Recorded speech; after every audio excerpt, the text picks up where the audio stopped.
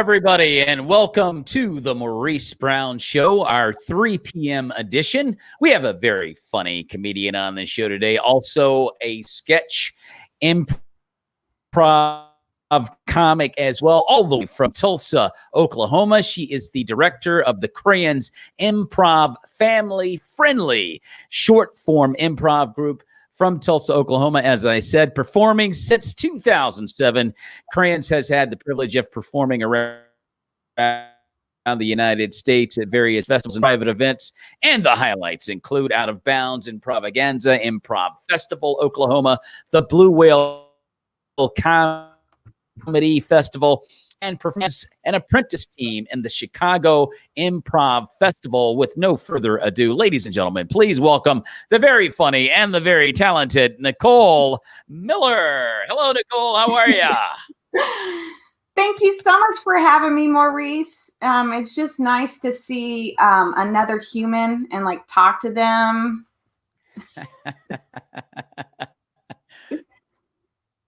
Well, you know what? This thing has been crazy. This pandemic has really, really been something. But, you know, I've learned a lot of things during this pandemic. Like, for example, do you know what this darn thing is right here, Nicole?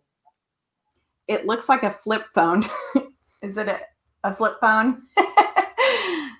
It's a flip phone. And, you know, I'm 56. So just when I got this darn thing figured out, they came out with the iPhone. And so being in COVID-19 and having kids and they're in my 20s, they've kind of helped me navigate through this maze of technology. And you've got the Maurice Brown Show. How about it? From the flip phone to the Maurice Brown Show. You gotta love it, Nicole. Wow. Yeah, you guys are out there. I hope I'm getting a round of applause because I'm coming around. Well, that's super impressive. That's super impressive. I think I think everybody's learned something about Zoom or Google Meets or something. We've learned something. I mean, I was going to ask you, you know, because as performers, you know, everything has changed, but a lot of guys are doing comedy on Zoom and now they're doing comedy outdoors. Have you tried any of that? Yeah, with my improv group, Crayons Improv, we did use StreamYard, and we just went live on Facebook and our YouTube, and we started a Twitch channel, which is a thing. And okay. I enjoyed it.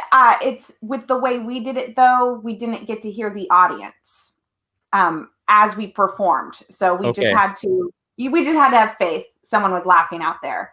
And with the improv, the big thing is audience participation. And so what we learned was if you just, so they were able to participate because with StreamYard, if someone commented, if somebody commented during StreamYard, we could be a part of the show. Yeah. We'd put their Facebook photo up with like the question or suggestion. So it was just different with improv. Oftentimes it's not as planned out, but when it's online, I found out like everything has to be planned to a T. And it was harder to make changes on the spot. Yeah. But it was fun, and we will be doing it again. I just don't have any dates on me right now or anything actually set in stone. So, yeah. And with Crayons, our big thing is when we have a live show, the audience draws a picture with crayons. And then we use it for different scenes. And so that was one thing is like, okay, how can we do that? So we just had people email us drawings. So we were still able to do it with the new medium or however you want to call it with the StreamYard. And we did a few new improv games. Like we made up an improv game called, I think we called it Zoom Call or something.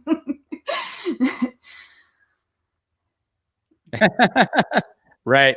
Okay. Well, Michelle Van Dusen, recommends that everyone check out your show live. Prayerfully, that will be coming back pretty soon. Do you have a prediction, Nicole, when this stuff will end and we'll go back to normal? Do you have a prediction? I remember in March they said just everyone stay home for 2 weeks. Remember that? They said stay home. I remember. For 2 weeks. And I remember being a little skeptical. But I think everyone just needs to do what's best for them. I know my GPA, he's 92, I think. I hope I'm not shorting him a year.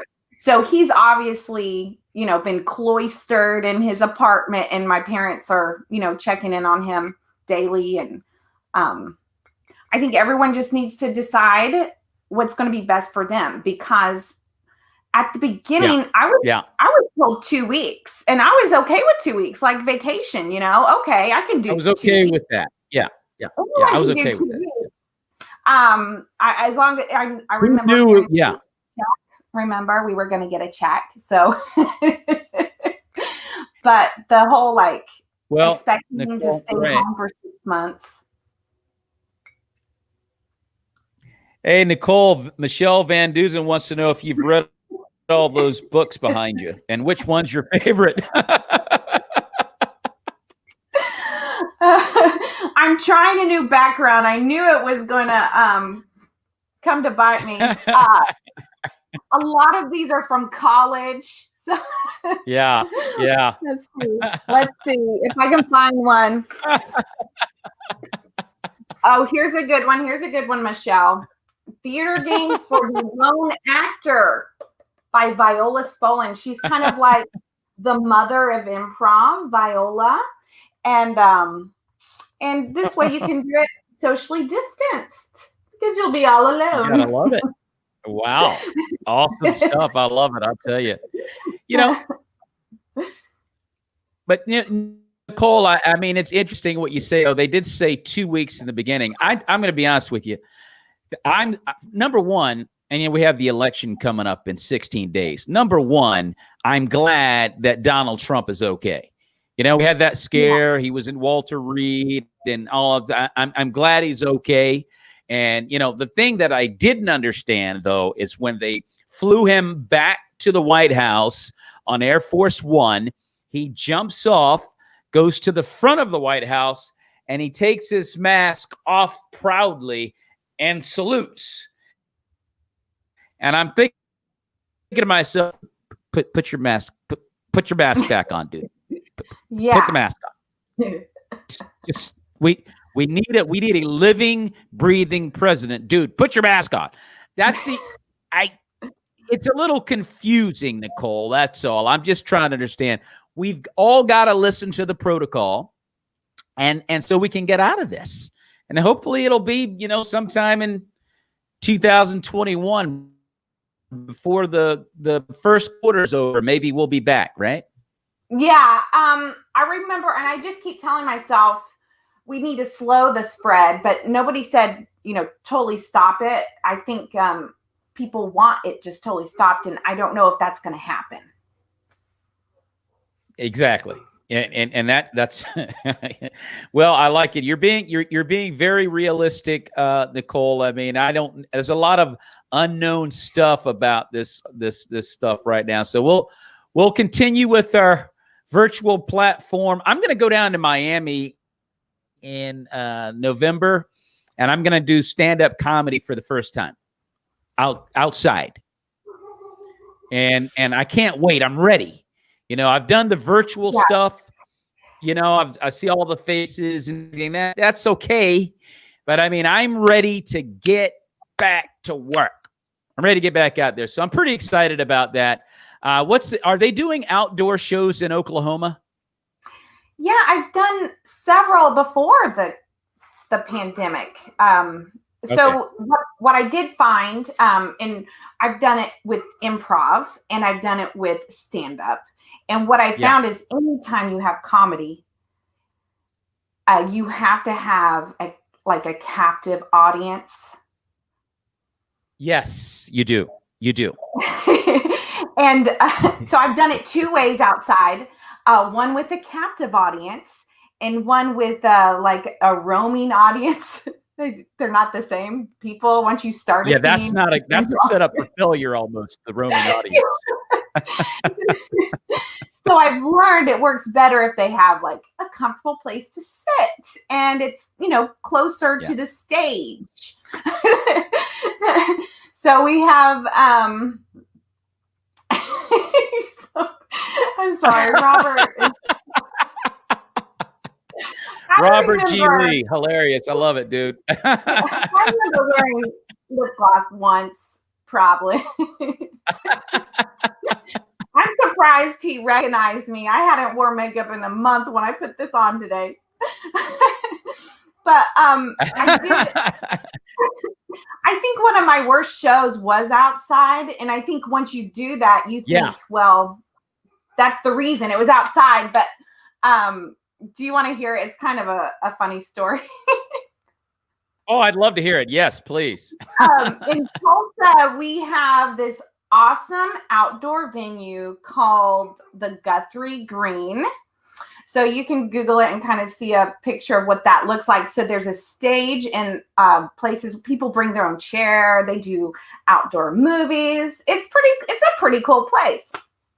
So I don't remember. It was a fundraiser for something. Let's just say dogs. It wasn't dogs. I can't remember. And so they did a stand-up show and moments before the fundraiser show was going to begin, it started pouring rain. Oh boy. And me thinking, I don't know what I was thinking. I was like, well, I guess we'll just, reschedule. They're like, no, we're going to go ahead and do it in the rain. Uh-oh. Oh my gosh. Oh my goodness gracious. Okay. I had mixed feelings. Just because anytime I'm like donating my time, it wasn't a paid gig. So I kind of felt like that kid who studied real hard and then for a quiz and then they didn't have to go to school the next day. So I was like, oh God, I did this great thing and now I didn't have to do it. I don't know. So I was all ready to go and thinking, okay, well, let's go ahead and leave and go eat. I don't know. I was hungry. What they did was they told the audience to move to where they were under shelter and the stage was actually covered so I wouldn't be rained on. But there was going to be between the performer and the audience, no joke, about a football field. So okay. So it was kind of like a Zoom show where you're just talking to yourself, basically. And about halfway through, oh my gosh. I couldn't hear them, so I'm just pausing for laughter. And then about halfway through my set, there's this horrendous siren. I still don't know what it was. It wasn't a fire truck. It just was this horrible noise and it would not stop. Like after several minutes, I ended up like, okay, maybe I should say something. Yeah. Like, is anyone else here? Am I having a stroke? What's happening? So I think an outdoor show can be a success, but it helps if you can see and hear your audience. Long story short. It does help. I have a friend of mine. He was doing a comedy show outside in Los Angeles, and everyone, they showed up in their cars, so they were watching the show from their vehicles. So he was hitting his punchlines, and the horns started honking. Oh, and he said he didn't know if he was being heckled or not. Yeah, I don't know. Yeah, I don't know. That's heckling. Yeah, the horns kind of frightened him. He said, "What? Am I being heckled right now?" Yeah, it's kind of a dicey deal being out. This was our car alarm again. So sorry about that. No, I knew she But had yeah, something being to outside. Michelle Van Dusen, very funny. The thing about it is being outside, the laughs go up into the air generally, and they just disappear. It's hard being out there. But when I was in Miami this year in February, I had an awesome time, and a lot of the shows were outside. But people tend to be a whole lot more lighthearted in Miami. Like they pay attention. They're just having a lot of fun, and you don't have a lot of angry people there in Miami. So it was kind of easy, believe it or not, being outside. But in general, you and I both know we need a captive audience. We need ceiling. We need everybody to kind of be bunched up. That's what we want ideally in comedy. And right now, we ain't gonna get that. So we have to kind of deal with the circumstances. But and it's all good. Like I said, I just want to get out there because after a while, get this, Nicole, after a while, I don't know about you, but once you get away from this for too long, you start to kind of lose your rhythm and everything. Has that kind of concerned you at all? Yeah, your timing gets thrown off, everything. Yeah, I haven't been able to practice stand up for since the shutdown. I haven't. I just haven't. Yeah, I've been focusing on other things. And I think I'm a little concerned, but honestly, when I first started, I just would work on material at home and then just go perform, several minutes that I'd never performed before, and it went just fine. And I think it probably because of my improv background, I'm pretty used to being on stage and stuff. It's like a bicycle. It is like a bike. No, I totally agree with you. I mean, I tend to take that slant on all of this, that it's like riding a bike. I mean, once you've done this so many times, like I've probably been on stage, I mean, hundreds and hundreds of times. So I haven't been on stage in 5 months. It's not going to kill me. You know what I mean? It's like, I know how to ride this bike. But it just sometimes concerns you when you go, man, gosh, I haven't done this in a while. I hope I'm not going to, but I have a very positive attitude about it. I'm like you said before, it's like riding a bike. You just get out there, you just dive in and you just go for it. Well, now, you are I'm sorry, go ahead, Nicole. Oh, I was going to say, if you go into your next show that after the shutdown, expecting to fail, you'll probably fail. But if you go in going, I got this, and I have a feeling, I haven't been out, but I have a feeling people are just going to be so thankful that you're, trying to bring a little joy and happiness to their life. And everyone needs to laugh. Everybody wants to laugh. So they're going to come out and have a great time, no matter how you feel you do. And that's kind of the report I'm getting from comedians that have been going out. They're all saying that people are like just so excited to be out, that, and it's like, you know what I mean? They're just laughing their heads off, and they're coming out in droves, So yeah, you're right. I mean, people just want to do something. So it's probably going to be a good experience whenever you get back out there, and when I go down to Miami in a couple of weeks. Now, you're into acting. You are an improvisationalist, and you are a stand-up. So now, which one of these do you enjoy more? Whichever is paying the most at the time. So I'm going to enjoy doing that. And unfortunately, it's never stand-up. Yeah, unfortunately.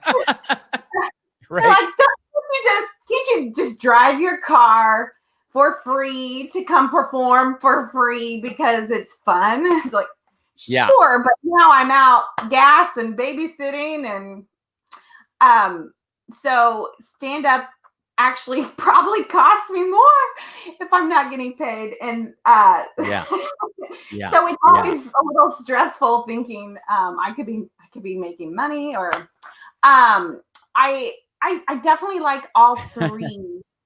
Improvising, acting, and stand up.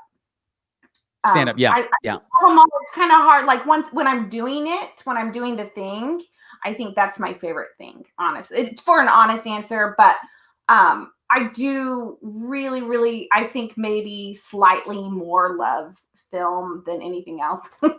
Just slightly, just a little bit more. Well, yeah, I had a chance to be in the movie Love Different in 2016. You can see it on PureFlix. It's a faith-based comedy.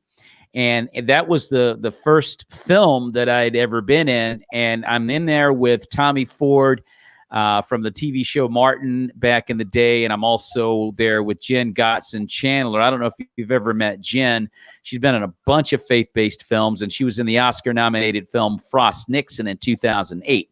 So here I am. I'm a newbie on set, and I'm like, okay, whoa, I need to nail my lines here. I don't want to mess up in front of these guys. And I had a lot of verbiage and everything. It was a long scene, and it was confrontational. There were tears. But I nailed it. And they were like, okay, let's do that again from this angle. Right. Again? Yeah. Oh, no. Yeah. So that was kind of challenging. But I think just by being on stage so many times live, it still was a little easier. Let me ask you this. Which do you find more challenging, acting, improv, or stand-up? Definitely stand-up. But I think it's because it incorporates all of those things. It does incorporate acting and improv as well. And then you have to try to make the audience laugh. This is a very interesting question. Michelle Van Duzen says, is it because someone else wrote your lines, or do you write and film your own stuff? Wow. I like that question. I like that question because you know what? For me, I'm so used to writing my own stuff and then, video recording my sets. And then when I look, I don't know how it is for you, but when I look at my set on video, I'm like, wow, I look so much more composed and calmer than I feel.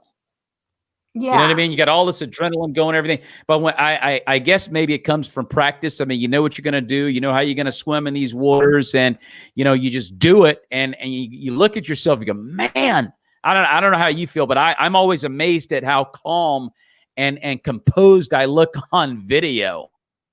How do you feel when you see yourself? It's kind of hard to watch myself. I really had to just get over it. I'm just like, I have to get over it. Because, as a stand-up, like, that's how you grow, is by recording your set and then watching it and having to endure it several times. And just, exactly. I want to make it better, and, finding those places to be better. Like, I don't love watching myself, but I will say what is fun is whenever, because I'm in a couple of films, one's on Amazon Prime, and so I thought, oh, this will be great. I'm gonna put my scene up and see what the kids do. What's fun for me is watching my kids watch me. Yeah. Getting impressed. I don't think they were impressed. Right. I thought I was going to impress them. They weren't. But well, the kids are never impressed, no, Nicole, unfortunately. They're not impressed. They're never impressed. And Michelle did ask if I write my own stuff, and maybe one day that'll happen where I write something that's pretty amazing. But I'm talking about a film that's streaming on Prime called The Rock and Roll Dreams of Duncan Christopher. And then recently, Oklahoma has become this like film hub because our state's open. So we have some big names coming through. Well, no, you do. I mean, a matter of fact, I was going to ask you, Oklahoma, isn't Brad Pitt from Oklahoma? I think I heard that. I've never ran into him. I'll have to see where he hangs out. I don't know. No, I was going to ask, what do you guys got going on out there in Oklahoma? Because I know he is from there, and the fact that I would imagine there's a pretty vibrant, burgeoning a field of entertainment as far as comedy and acting and all those type of things in Oklahoma. I think there's more stuff going on in that state than most people might realize, maybe. Yeah, we have a film tax credit. And so if that film comes and films in Oklahoma and they need to like hire a certain percentage of actors from Oklahoma, then it's better financially for them. So it's really worked out. Can't really say much about like specific projects or anything like that haven't been released.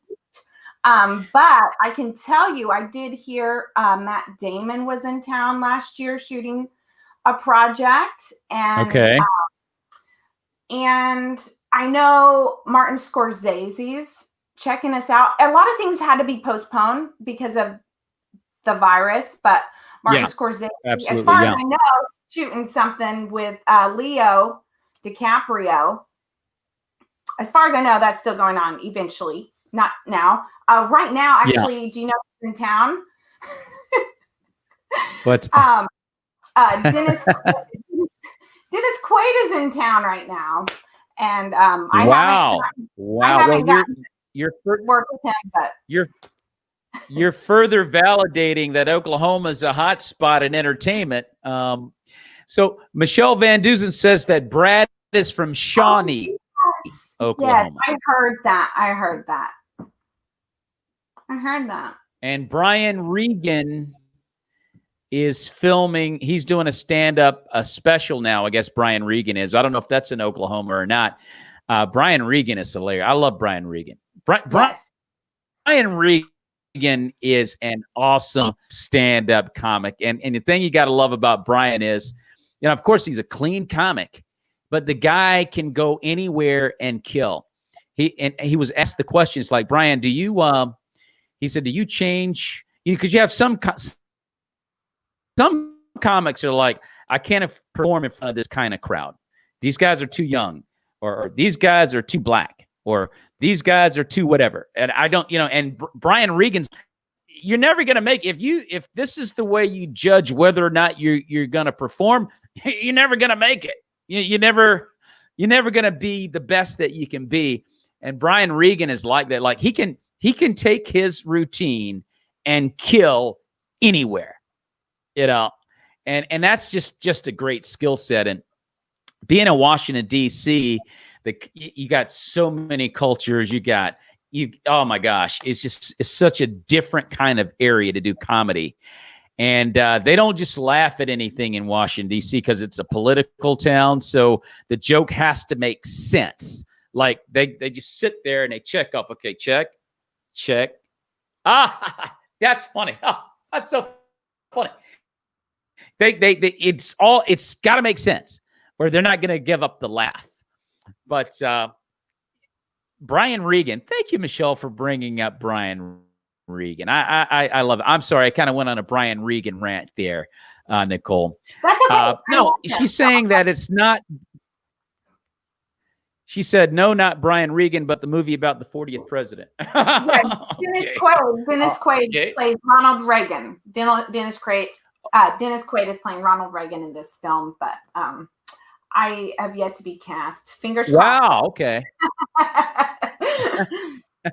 Pretty cool.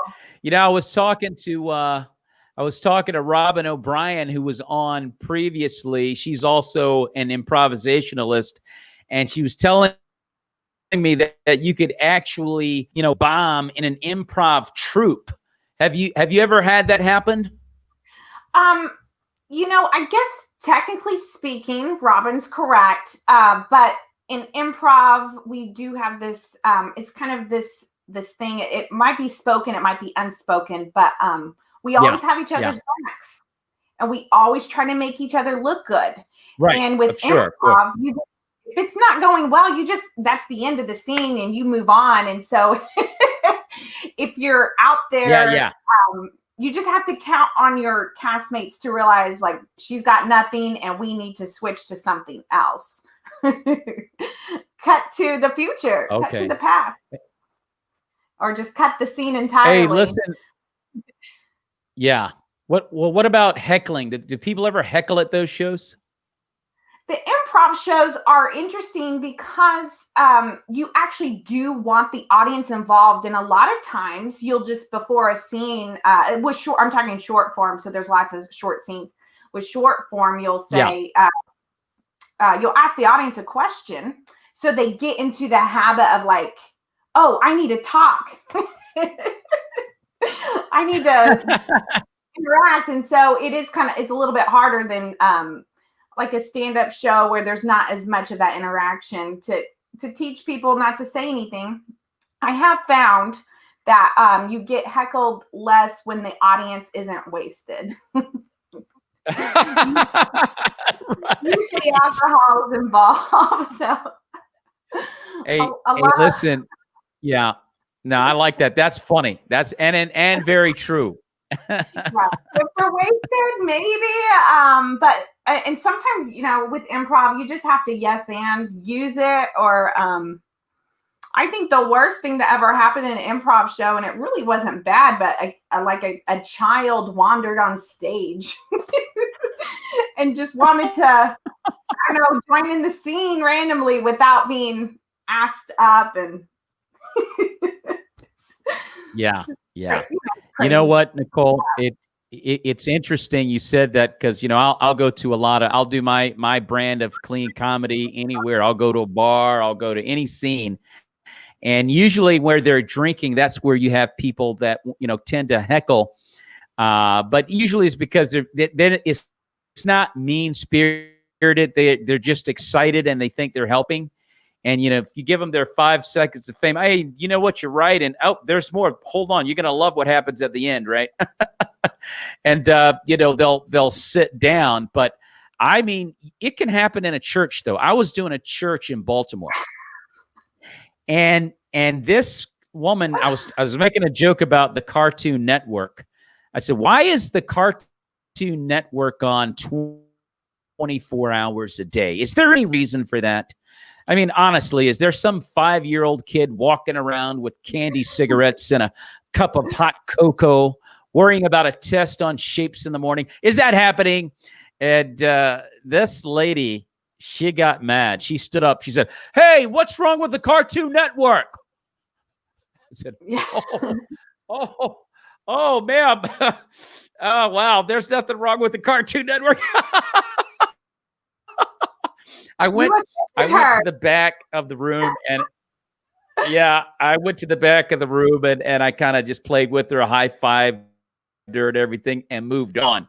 But for that split second, she was like really mad. And I was like, oh man, we're in church. Anyway, Nicole, I just wondered if you had, what's that? Oh, that Cartoon Network, that's her jam. You really. Yeah, she really got mad at that. Well, as a stand-up, though, I mean, I'm sure you've had to deal with it doing stand-up comedy in other places.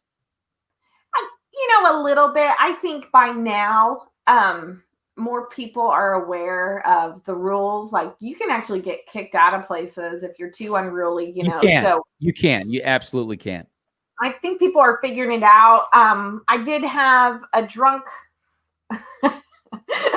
patron because I do shows in bars and stuff, and I don't remember what she said, and I think I don't know if she was talking even about what was on stage. I don't remember. Probably not. It was just wouldn't shut up, just like usually it's just people not shutting up, and I don't know if that's heckling, but my degree is actually in education, and I taught in the public school for several years, so I don't have any trouble telling people to stop talking.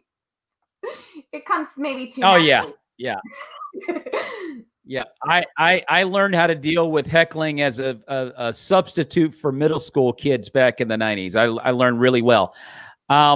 So Michelle Van Duzen says, does your family ever work on stage or film with you? When I'm doing stuff just for like my YouTube channel, sometimes I'll get the kids involved. It's at first I think they thought that was super cool. And now they're just like, what? I'd rather just sit here and not do something. So I have to really bribe them, the teenager. But sometimes they get real excited. And so we've done a couple things on my YouTube channel, and I'm sure more will be happening. How do you handle butterflies and nerves, Nicole, before you go on stage? You have like a process or ritual you go through to stay calm? I think the number one key to overcoming any type of stage fright, if that's kind of butterflies or whatever, is going to be preparation. And so so I try to be as prepared as I can be. So for an improv show, I don't know my lines, and that's good. Yeah. I do know. True. Okay, we're gonna do. There's also, even though it's improvised, there is some type of a format. So I'm aware of the format, and I try to memorize what we're doing that night as far as like the order of games and stuff. And then for my stand-up, I do make sure that that's like complete as an actor, off book, just completely memorize that act and all the things. And I probably over rehearse my stand-up, which is probably not a good idea, but stand-up gives me the most butterflies. So now just when I get back out there, my goal is to, be super prepared, but also willing to go off book whenever something happens. Like you've mentioned, the elephant in the room, and, that lady who's heckling, and all of these things. So just being completely prepared, rehearsing it on my own at open mics and that sort of thing for stand-up. So June Von Colts is telling Robert G. Lee to leave you alone, Nicole. That's okay. It's okay. Robert, just one of the things I did over the pandemic is like a stand-up comedy class, because I've done all these improv workshops, but I just was performing stand-up. I didn't actually took a class. So Robert G. Lee is super, very, very knowledgeable in stand-up and has done it for years and years and years. So I really appreciate him heckling me. It's an honor to be heckled. Oh, yeah. Robert's a super guy. Robert is he's a super cool guy. There's no question about it. I had Robert on the show about 2.5 months ago. Love him. Guy is absolutely awesome and would be a great mentor for any young people. Talking about bombing and heckling, because it's an unfortunate part of what we do. It's just part of it. I mean, I don't think you ever get to the point where you're out of play that, a bad deal could go down. But when it happens to you, or particularly in stand-up, or what type of person are you as far as handling it? Do you immediately brush it off, or does it take you a couple of days to get over it? I'm not going to lie. I'm very sensitive, like most artists. And so I tend to take it personally. I usually start to rethink my life choices and like, is this really the career for me? If I can't take them out, and then I just try to get over it. And I think the best way to get over it is then go kill somewhere else. And then you're like, oh, okay. And if you don't, then really look at that joke or that line that you thought was funny and rewrite. Writing is rewriting. Yeah. Well, what you want to do is really try to figure out, okay, what happened? What did I do that really killed this set, right? And if you could figure out, okay, that was a terrible choice. There's no way I should have done that. I'll never do that again. Or I'll make certain kinds of adjustments. And one of the biggest things about dealing with a bomb, I don't know how you do this, but like if I bomb, I'll make myself watch the whole unfortunate bombing on video from beginning to end, which is the most excruciating thing you could probably do as a performer is to watch it again, right? And I'll do it the one time, and then I'll throw it away. I'll delete it. You know, I don't want to see it again, but I have to watch it one time just so I can drink the whole experience in and go, all right, make the adjustments and forget it. Yeah. And that's usually how I go about doing that. Do you ever watch yourself when on video after it's gone pretty badly? I think I've been fortunate enough that the ones that I was really not proud of somehow didn't get videotaped, but now I'm wishing it had, so I can kind of see. Because sometimes I'll go back and I'll watch the set and I'll think it was like really good, and then I realize, you know, I can't really hear the audience laughter, so it's hard for me to know, is that just where the camera was placed, or, you know, am I just delusional and I thought the audience loved me? Right. Yeah, I did a show once, Nicole, and I think it was the absolute worst bomb experience I've had. I started out at a church spoken word event, right? And I am killing it, and the flash bulbs are going off, and I'm like, oh, wow. So I had a joke that I wanted to tell that's a little racy, always works in the clubs. And my oldest son said, Dad, don't do it. I wouldn't tell that joke.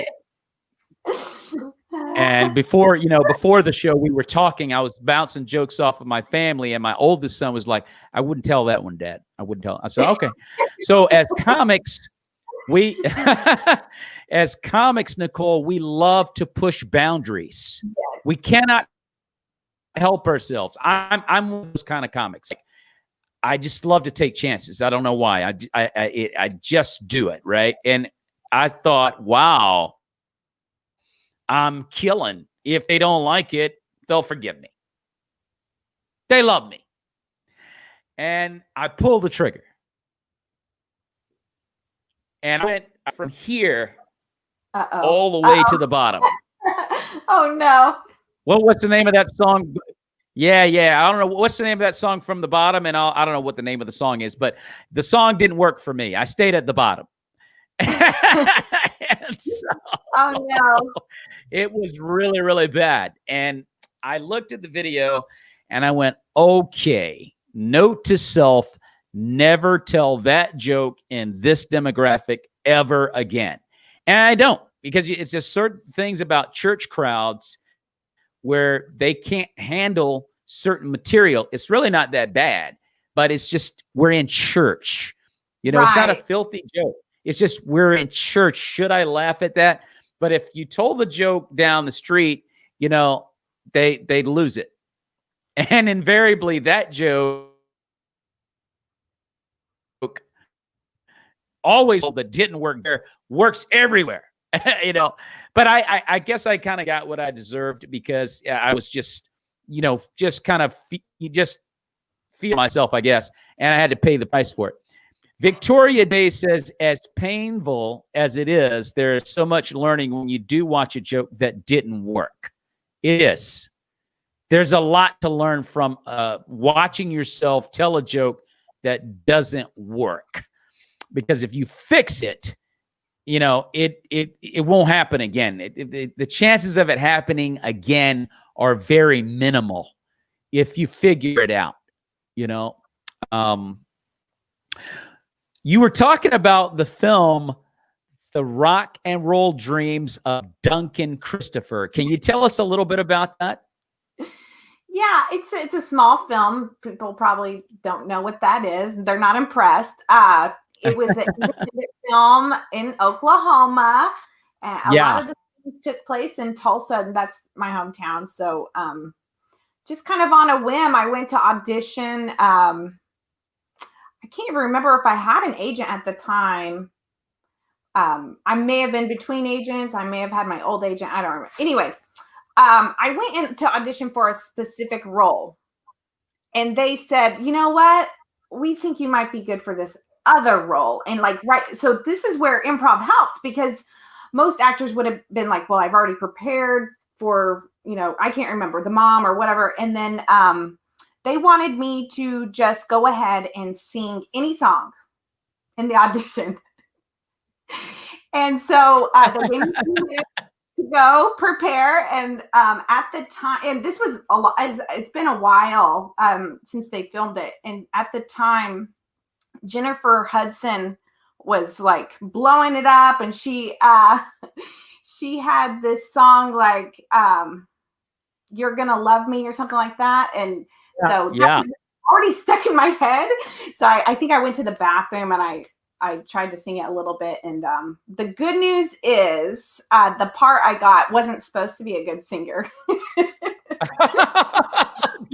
that audition, they wanted me to sing, and the movie is about somebody who wants to be a karaoke star, which I don't even know if that's a thing, but there's a lot of karaoke scenes. And so if you like karaoke and independent films with a little heart, I think I appear like 45 minutes in, and I'm in there just for like 1 or 2 minutes. It's like, but it was, it's a blast.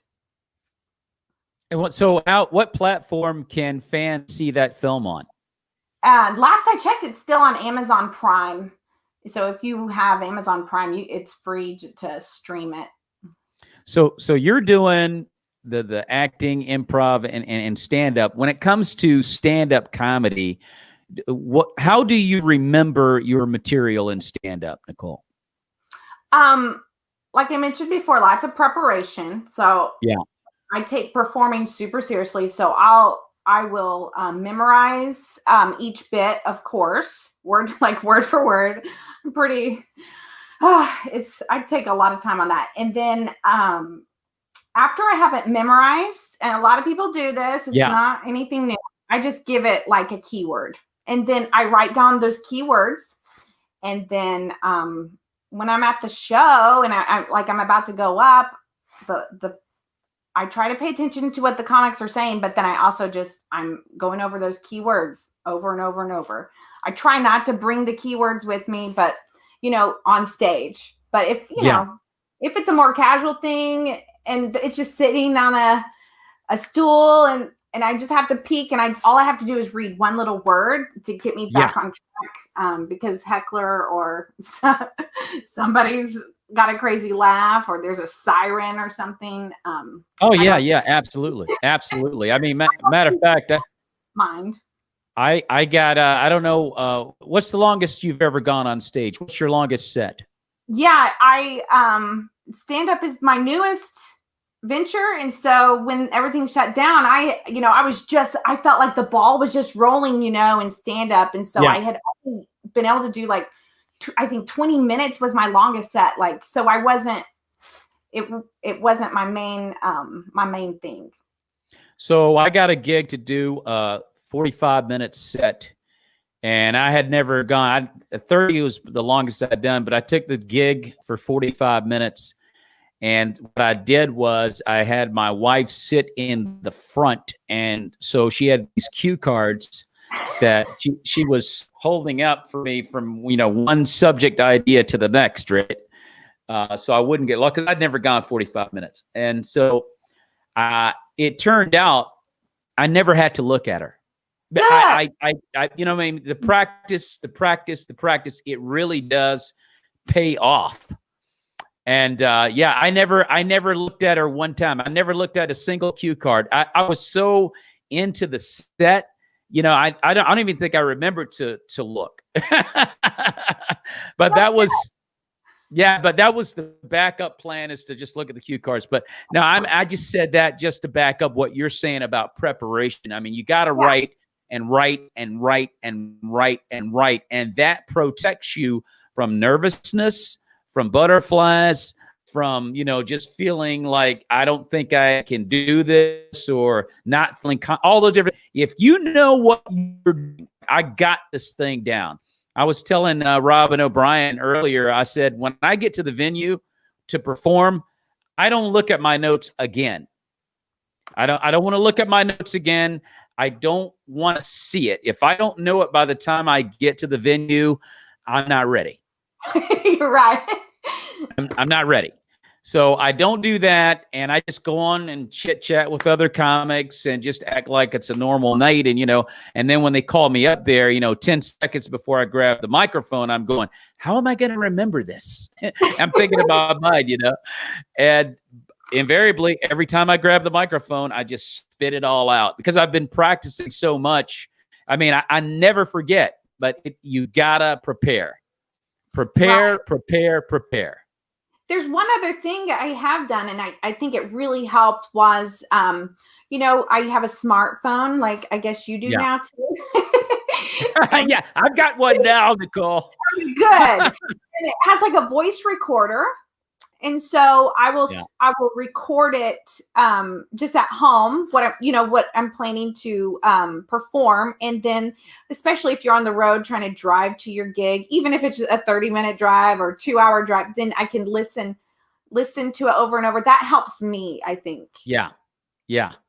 So let me ask you this. This is I love hearing the answer to this question.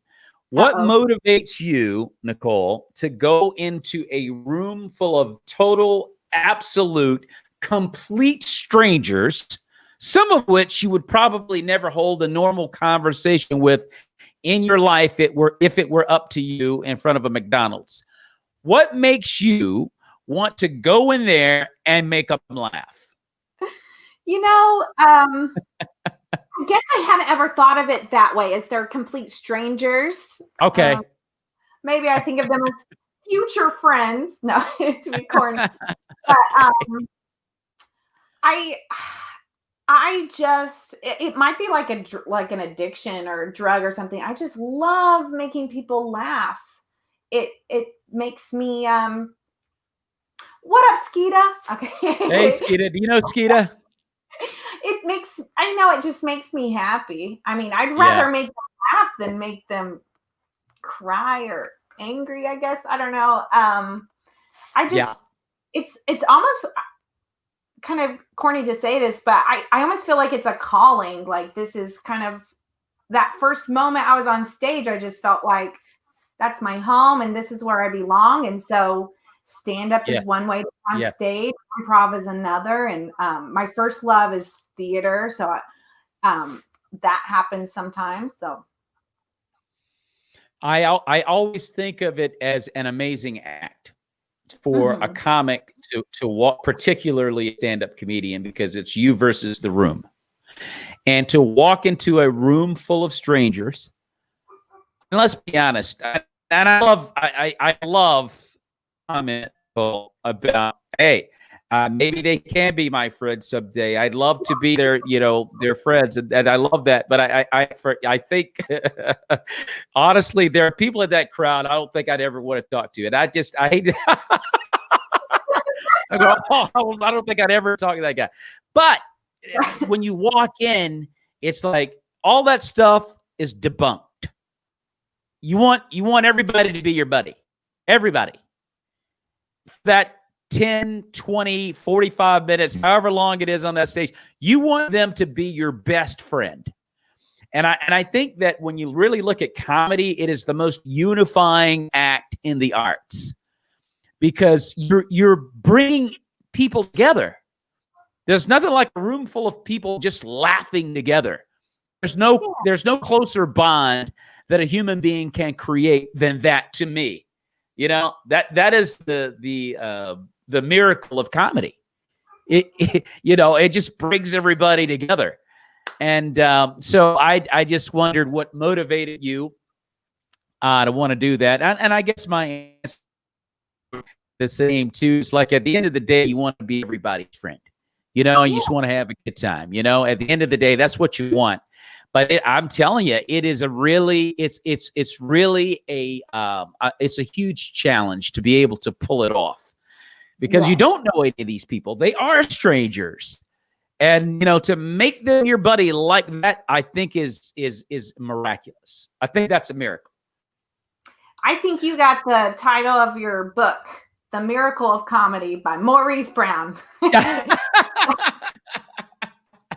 Well, I appreciate it. I tell you, I really love it. I think it is just, and the Bible, God says it in Proverbs, laughter's like a medicine.